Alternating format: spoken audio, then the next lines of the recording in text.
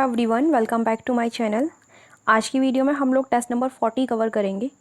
Okay, तो बाकी के टेस्ट की जो प्लेलिस्ट का लिंक है वो इसी वीडियो के डिस्क्रिप्शन बॉक्स में मिल जाएगा, तो सारे टेस्ट भी आप लोग लगा लीजिएगा।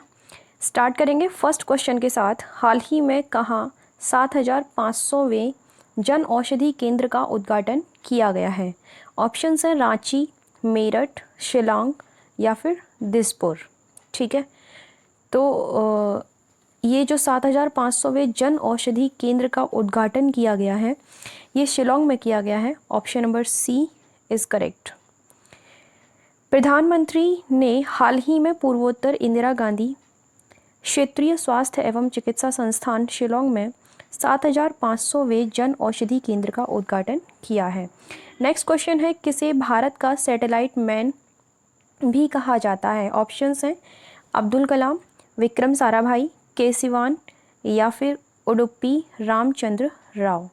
तो भारत का सैटेलाइट मैन जो कहा जाता है वह उडुपी रामचंद्र राव को कहा जाता है। Option number D is correct. Udupi Ramchandra Rao जो कि भारतीय अंतरिक्ष वैज्ञानिक और भारतीय अंतरिक्ष अनुसंधान संगठन यानी कि इसरो के अध्यक्ष थे। उन्होंने वर्ष 1975 में भारत के प्रथम उपग्रह आर्यभट्ट के प्रक्षेपण का पर्यवेक्षण किया था। यही कारण था कि इनको भारत का सैटेलाइट मैन कहा जाता था। ठीक है, कहा जाता है। नेक्स्ट है, निम्नलिखित कथनों पर विचार कीजिए और कोड के माध्यम से सही उत्तर का चयन कीजिए। फर्स्ट स्टेटमेंट है, यूरोप की सबसे व्यस्त अंतःस्थलीय जलमार्ग राइन नदी है। सेकंड है, डॉन नदी को वोल्गा नदी के साथ जोड़कर रूस का प्रमुख नहर तंत्र विकसित किया गया है। ऑप्शंस एज ऑलवेज केवल एक सही है, केवल दो सही है, एक और दो दोनों सही है या फिर ना तो एक और ना ही दो। तो करेक्ट स्टेटमेंट है ये दोनों ही, क्योंकि सबसे व्यस्ततम नदी राइन ही है। उसके अलावा डॉन नदी को वोल्गा नदी के साथ जोड़कर रूस का प्रमुख नहर तंत्र विकसित किया गया है, ये भी बिल्कुल करेक्ट है। It means option number C is correct. ठीक है, नेक्स्ट क्वेश्चन है, अल्जीरिया, नाइजर और चाड और मिस्र उपयुक्त देशों में से कौन सा से कर्क रेखा पर स्थित है? केवल एक और दो, केवल दो और तीन, एक, दो, तीन और चार, यानी कि चारों ही देश कर्क रेखा पर अवस्थित हैं। बिल्कुल चारों ही अवस्थित हैं। ऑप्शन नंबर डी जो है करेक्ट हो जाएगा। मैप में आप लोग एक बार इन चीज़ों को देख सकते हो। वर्ल्ड ज्योग्राफी से लिया गया ये क्वेश्चन है। 23.5 डिग्री उत्तरी अक्षांश को कर्क रेखा कहते हैं, सभी को पता है इस बारे में। कर्क रेखा पर स्थित देश कौन से हैं उनके नाम सारे यहाँ पर दे रखे हैं। संयुक्त राज्य अमेरिका, मैक्सिको, बहामास, माली, अल्जीरिया, नाइजर, लीबिया, चाड, मिस्र, सऊदी अरब एंड संयुक्त अरब अमीरात, ओमान, भारत, बांग्लादेश और आपका इसके अलावा म्यांमार है, चीन है और ताइवान है। नेक्स्ट क्वेश्चन है, चूना पत्थर, डोलोमाइट एंड कोयला आदि किस चट्टान के उदाहरण हैं? ऑप्शंस है आग्नेय चट्टान, अवसादी, कायांतरित या फिर उपयुक्त में से कोई भी नहीं। अवसादी के उदाहरण हैं ये सारे ही, यानी कि पत्थर, डोलोमाइट, कोयला आदि। ठीक है, तो option number B is correct. बलुआ पत्थर, चूना पत्थर, डोलोमाइट, कोयला आदि अवसादी चट्टान के उदाहरण हैं। इन चट्टानों का निर्माण अपरदन के कारकों तथा नदियों द्वारा लाए गए अवसादों के जमाव एवं इनके लंबे समय में संगठित होने के परिणाम स्वरूप होता है। ठीक है, इनका निर्माण किस तरीके से होता है इस चीज़ को याद रखना। इनका निर्माण नहीं, सॉरी, इस चट्टान का निर्माण। ओके, नेक्स्ट है, किस गैस की मात्रा में वृद्धि उस क्षेत्र विशेष में भूकंप आने का संकेत होता है? ऑप्शंस है nitrogen, helium, xenon and radon. Radon की वृद्धि होने पर उस क्षेत्र विशेष में भूकंप आने की संभावनाएं रहती हैं और वह एक संकेत दे रहा है कि भूकंप वहाँ पर आ सकता है। Option number D is correct. भूकंप आने से पहले वायुमंडल में रेडॉन गैसों की मात्रा में वृद्धि हो जाती है, अतः रेडॉन गैस की मात्रा में वृद्धि उस क्षेत्र विशेष में भूकंप आने का संकेत देती है। ठीक है, नेक्स्ट है, जैतून, अंगूर, नींबू और संतरा उपयुक्त में से कौन भूमध्य सागरीय वनस्पति के अंतर्गत आते हैं? केवल एक और दो, दो और तीन, 1, 3 और 4, या फिर 1, 2 और 4, यानी कि चारों ही आते हैं।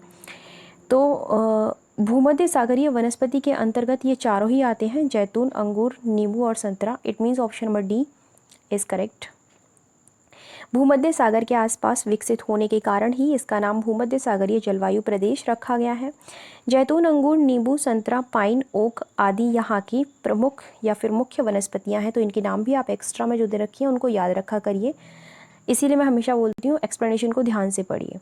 नेक्स्ट है, निम्नलिखित में से किस स्थानीय पवन को शीत फॉन भी कहते हैं? ऑप्शंस हैं सिमूम, हरमट्टन, जोंडा, ब्लैक रोलर। ठीक है, तो जोंडा जो है उसको शीत फॉन कहा जाता है। Option number C is correct. Zonda Andes के पूर्वी ढलान के सहारे अर्जेंटीना में प्रवाहित होती है, इसे शीत फॉन भी कहते हैं। नेक्स्ट है, इज़मिर की घाटी कहाँ स्थित है? मिस्र में, ईरान में, तुर्की में या फिर इराक में? तो इज़मिर की घाटी ये अवस्थित है तुर्की में। Option number B is correct. तुर्की स्थित इज़मिर की घाटी अफीम उत्पादन हेतु प्रसिद्ध है। क्यों प्रसिद्ध है ये भी आपको पता चल गया है। नेक्स्ट है, निम्नलिखित कथनों पर विचार करके कूट के माध्यम से सही उत्तर का चयन कीजिए। साल्वीन नदी के पश्चिम में सुनहरी त्रिभुज है जो कि अफीम की खेती के लिए प्रसिद्ध है। ठीक है, ध्यान से पढ़ना स्टेटमेंट को। ठीक है, नेक्स्ट है, साल्वीन और इरावदी नदी के दोआब को क्या कहते हैं? सुदूर पूर्व का चावल का कटोरा कहा जाता है। हमें बताना है इसमें से सही कौन सा है। केवल एक, केवल दो, एक और दो दोनों, या फिर ना तो एक और ना ही दो। ठीक है, तो करेक्ट स्टेटमेंट जो है सबसे पहले उसकी बात करेंगे। ये बिल्कुल सही है, दूसरा स्टेटमेंट बिल्कुल सही है। साल्वीन और इरावदी नदी के दोआब को सुदूर पूर्व चावल का कटोरा कहा जाता है, लेकिन साल्वीन नदी के पश्चिम में नहीं, इनफैक्ट पूर्व में है वो। ठीक है, पूर्व में सुनहरी त्रिभुज है जो कि अफीम की खेती के लिए प्रसिद्ध है, इसलिए ये तो गलत हो जाएगा। तो आंसर होगा केवल दो। Option number B should be correct. Yes, world geography से लिया गया ये क्वेश्चन भी। साल्वीन नदी के पूर्व में न कि पश्चिम में सुनहरी त्रिभुज या फिर गोल्डन ट्रायंगल आप उसे कह सकते हो, जो कि अफीम खेती के लिए प्रसिद्ध है। क्वेश्चन नंबर 11, निम्नलिखित में से किसका प्रयोग बेकिंग पाउडर बनाने में किया जाता है? ऑप्शंस है फॉर्मिक अम्ल, एरोसिक अम्ल, टार्टरिक अम्ल एंड ऑक्जेलिक अम्ल। तो बेकिंग पाउडर बनाने में यूज़ होता है टार्टरिक अम्ल। Option number C is correct. Chemistry से लिया है ये प्रश्न। टार्टरिक अम्ल इमली व अंगूर में पाया जाता है, इसका प्रयोग बेकिंग पाउडर बनाने में किया जाता है। नेक्स्ट है, निम्नलिखित युग्मों में से कौन सा सही सुमेलित नहीं है? कुछ रसायन दे रखे हैं और उनके व्यापारिक जो नाम है वो दे रखे हैं, तो हमें बताना कि इनकरेक्ट कौन सा है। कार्बामाइड का नाम है यूरिया, सोडियम थायोसल्फेट का नाम हाइपो है, एंड लेड पर ऑक्साइड का नाम फिटकरी है, और ट्राईक्लोरोमीथेन का नाम क्लोरोफॉर्म है। इनकरेक्ट कौन सा है इसमें से? इसमें से इनकरेक्ट आपका ये है, क्योंकि जो लेड पर ऑक्साइड होता है इसका जो नाम है व्यापारिक वो है आपका लाल सिंदूर। ठीक है, पहली चीज़ तो ये हो गई क्लियर, इसका नाम लाल सिंदूर है। अब अगर इसका लाल सिंदूर है तो फिटकरी किसका नाम है ये भी पता होना चाहिए। पोटेशियम एल्यूमिनियम सल्फेट का नाम होता है फिटकरी, व्यापारिक नाम।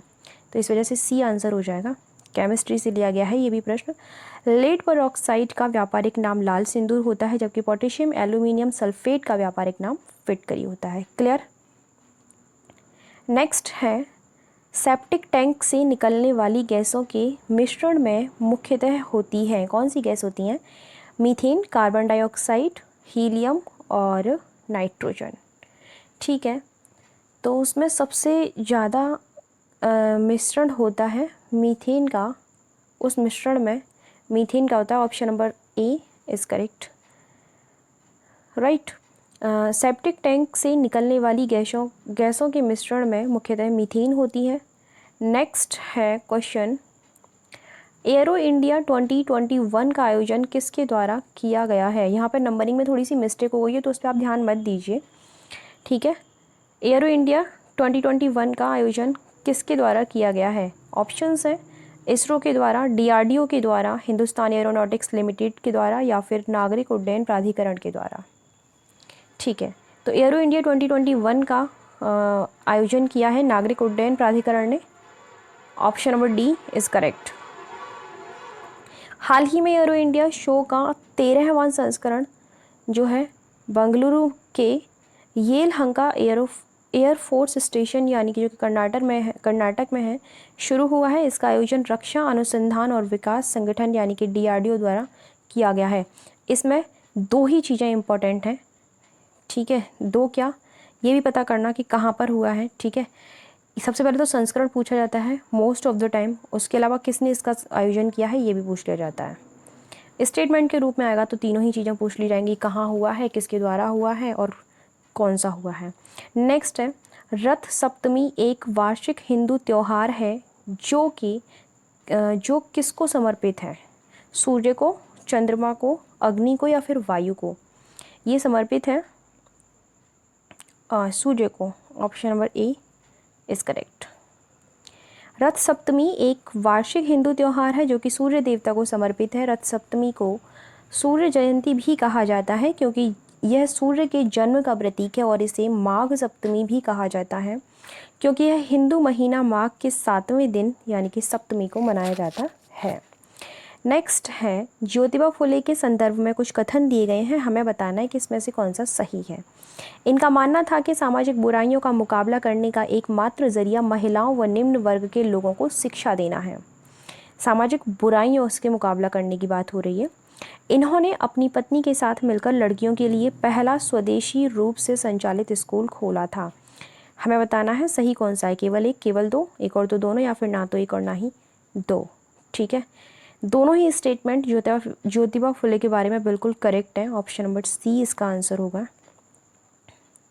ठीक है, उसके बाद नेक्स्ट क्वेश्चन है यहाँ पर, आंसर दिख गया 23 का। निम्नलिखित में से किसको मंडलीय मृदा भी कहते हैं? जलोढ़ मृदा को, लाल मृदा को, लेटेराइट मृदा को या फिर काली मृदा को?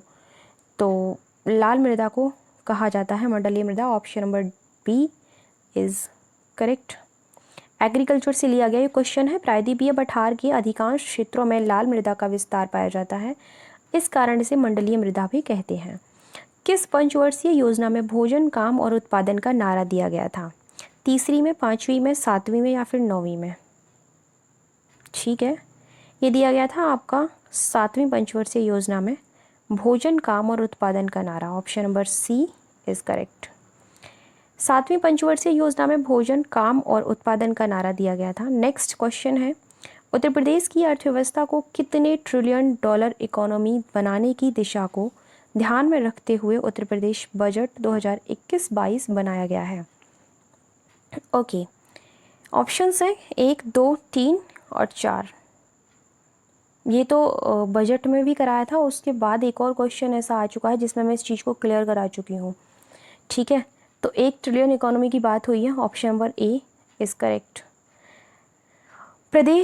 उत्तर प्रदेश की अर्थव्यवस्था को 1 ट्रिलियन डॉलर इकोनॉमी बनाने की दिशा को ध्यान में रखते हुए उत्तर प्रदेश का बजट 2021-22 बनाया गया है। ठीक है, नेक्स्ट क्वेश्चन है पराश्रव्य तरंगों का उपयोग किया जाता है समुद्र की गहराई पता लगाने में, कीड़ों को नष्ट करने में, घड़ियों के पुर्जों को साफ करने में या फिर उपरोक्त सभी में? तो इनका यूज़ किया जाता है उपरोक्त सभी के लिए।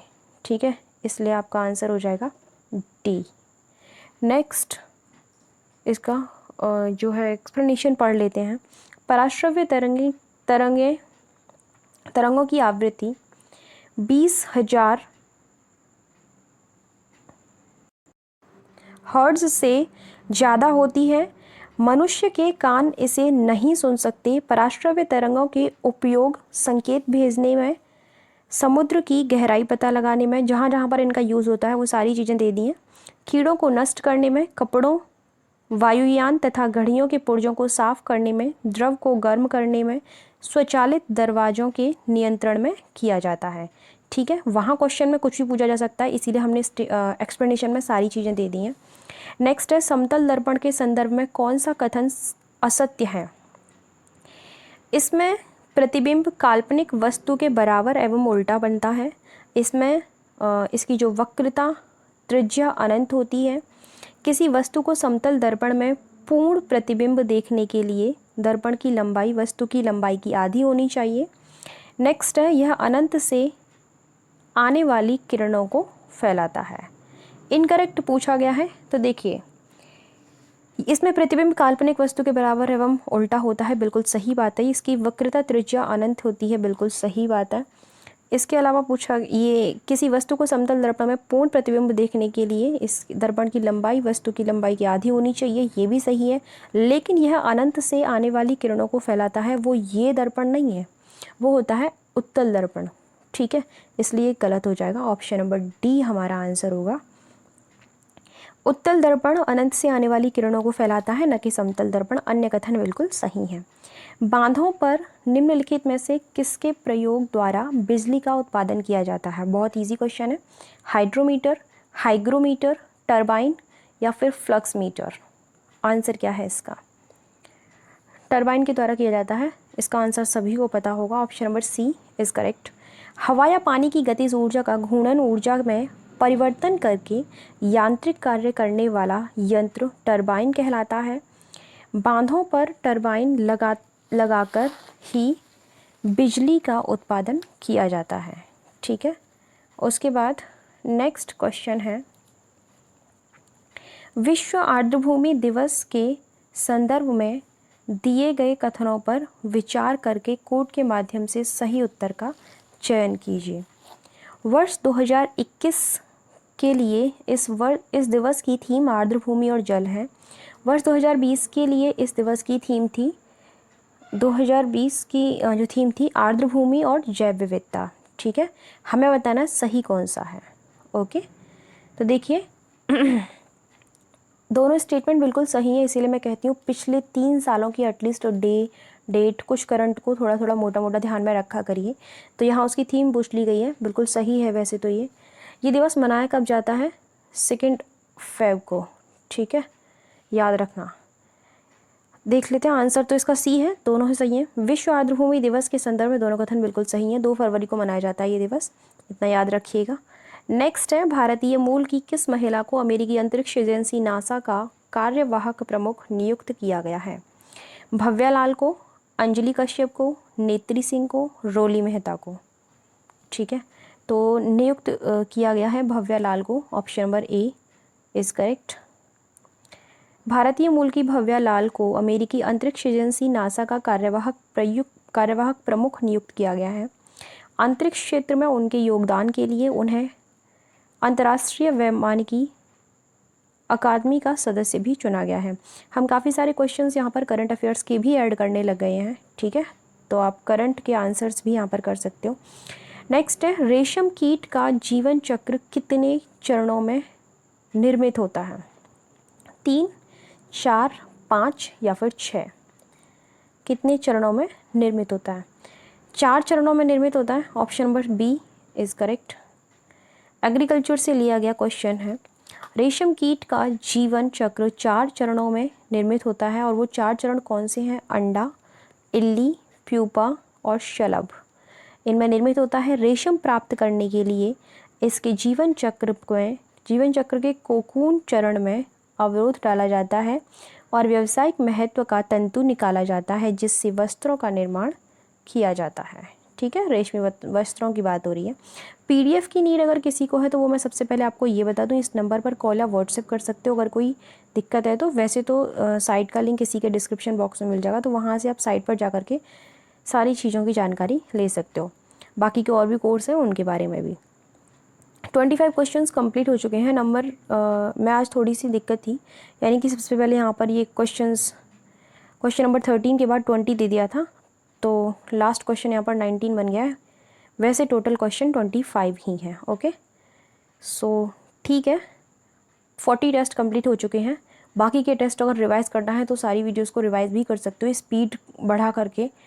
उसके अलावा तो कुछ नहीं है, आप अपने सोर्स से पढ़ते रहिए और ये टेस्ट लगाते रहिए। कितने क्वेश्चन आपके सही होते हैं आप बता सकते हो कमेंट बॉक्स में।